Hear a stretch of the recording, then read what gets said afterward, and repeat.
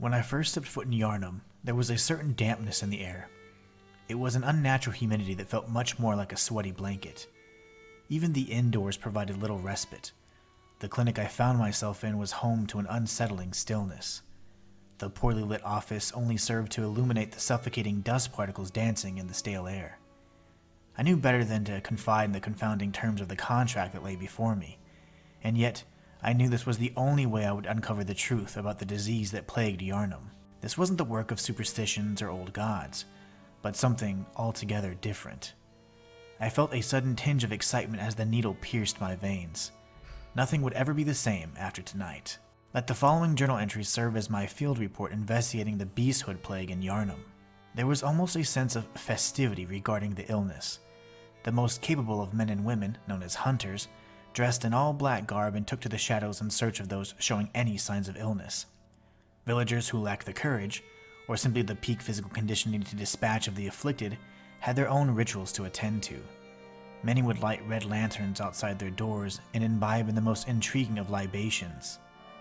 Blood itself was the drink of choice in Yharnam, and its consumption surpassed even that of top-shelf liquors that foreigners would eagerly grasp at. Having survived the mandatory blood administration required to enter Yharnam's city limits, I awoke feeling restored. All 5 of my senses were heightened to levels never before experienced, and a new 6th sense seemed to be forming in the center of my mind. I dressed the part and equipped myself with the customary tools of the trade. As I took my first steps outside of Yosefka's clinic, I encountered a disheveled man who approached me aggressively. His sickly pale skin was covered in patches of thin hair, and his unnaturally long limbs each held a weapon of their own. I could barely understand his incessant rambling until he was upon me. He swung wildly with his torch. Instinctively, I struck swiftly, and my aim was true. The saw cleaver tore through several layers of clothing and even deeper into his flesh. Unsure of the resilience of my prey, I slashed several more times, ripping and tearing with glee. Oh yes, tonight would be a night to remember.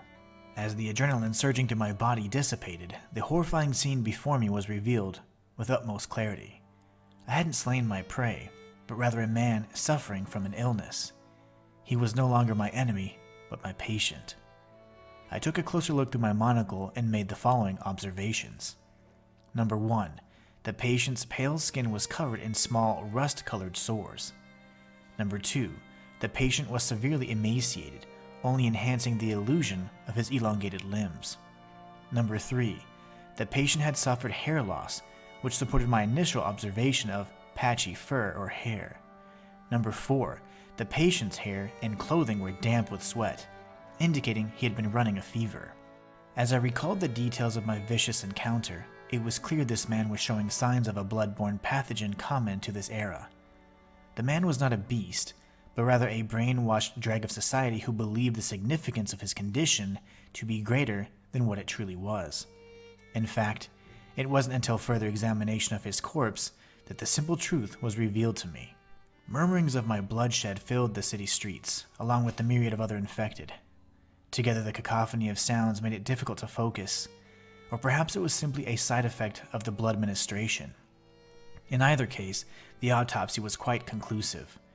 Along with the aforementioned sores, emaciation, hair loss, and fever, both non-treponemal and treponemal blood tests provided the confirmation I was seeking. These Yharnamites were exhibiting symptoms of tertiary syphilis, the most life-threatening and progressed stage of the otherwise commonplace bacterial infection. The bacterium Treponema pallidum was the singular cause of the epidemic, a deceptive, spiral-shaped specimen that could go unnoticed for decades if left untreated.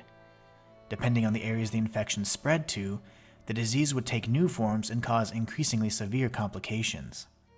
Those afflicted by neurosyphilis in particular, where the infection spread to the brain and spinal cord, suffered from splitting headaches, personality changes, and even memory problems. This accounted for the majority of Yharnam's population and was supported by their sensitivity to loud noises, erratic behavior, and apparent confusion, respectively.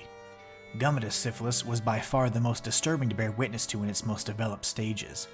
Rubbery white growths covered the skin, bones, and even organs of the infected, resulting in an otherworldly and alien appearance. It seemed like the perfect series of unfortunate events had occurred to create a living nightmare. It was no wonder why they referred to the current state of things as a hunter's dream. Syphilis had a total of 4 stages, ranging from primary, secondary, latent, and tertiary. It was the latent stage that proved the most problematic. During this stage, the infected were asymptomatic, yet still had the ability to transmit the infection through various means, one being childbirth. This could easily allow a population of misguided fools to infect generation upon generation of their own. The alleged effects of the blood moon on its denizens took me a bit longer to debunk. It wasn't until I examined the Treponema pallidum bacterium in a petri dish that I found the answer. It was this very image that made me look at the moon and to ensure my eyes did not deceive me.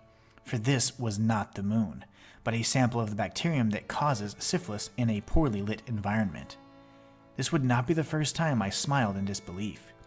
The extent of the lies and perversion of truths present in Yharnam knew no bounds. The entire history of Yharnam had been built upon a simple, spiral-shaped bacterium and weaved within the overarching belief system that revolved around the consumption and transfusion of infected blood. The depths that those in power would willingly plunge a society into in order to maintain power over its people were maddeningly grotesque. From the hunters of old to the founders of the healing church, they all had blood on their hands, quite literally. Even the surrounding towns had succumbed to the vile ways of the Yharnamites, whether willingly or by force in some instances. The syphilitic plague disguised as religion and a belief in extra-dimensional gods was far too intoxicating to resist. The very adage of those who imbibed in the virulent concoctions knew all too well what they were dabbling with. We are born by the blood, made men by the blood, and undone by the blood. Our eyes are yet to open. Fear the old blood. In their religious fervor, they had spoken of a cycle of sorts that documented the various methods of transmission and progressive degradation caused by the syphilis disease. The phrase, "we are born by the blood," very clearly states the nature of syphilis as a blood-borne pathogen. Being made men by the blood supports the fact that syphilis is transmitted primarily through sexual contact.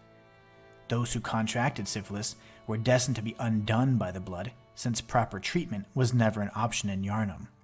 The phrase, "our eyes are yet to open," was a bit more tricky at first, but eventually I discovered that it referred to the gradual deterioration of skulls of those who succumbed to the illness. They would have reached the tertiary stage of syphilis, which was often accompanied with necrosis of the skull, creating a third eye of sorts. And lastly, perhaps the greatest warning of all was to fear the old blood. Abstaining would certainly have been a most effective practice had it been employed by the frenzied people of Yharnam.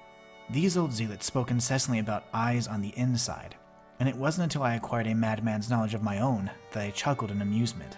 The so-called insight was essentially a process of acquiring otherworldly knowledge that only the strong of will and mind could bear to comprehend, lest they lose their sanity and ultimately their lives. The symbol of choice was a human skull being pierced by a slug-like entity from the frontalis region, yet another testament to the sense of humor these Yharnamites possessed. This slug was no alien or elder god from another dimension.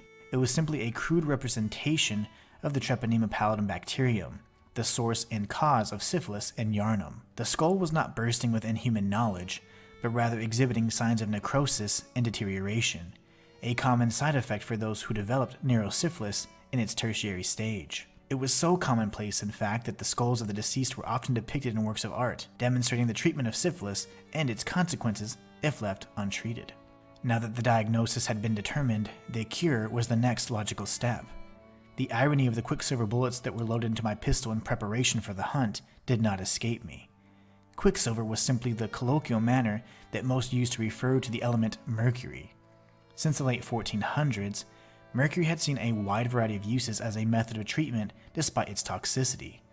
And either in the form of a topical ointment or pills, this was the most effective remedy of choice for centuries.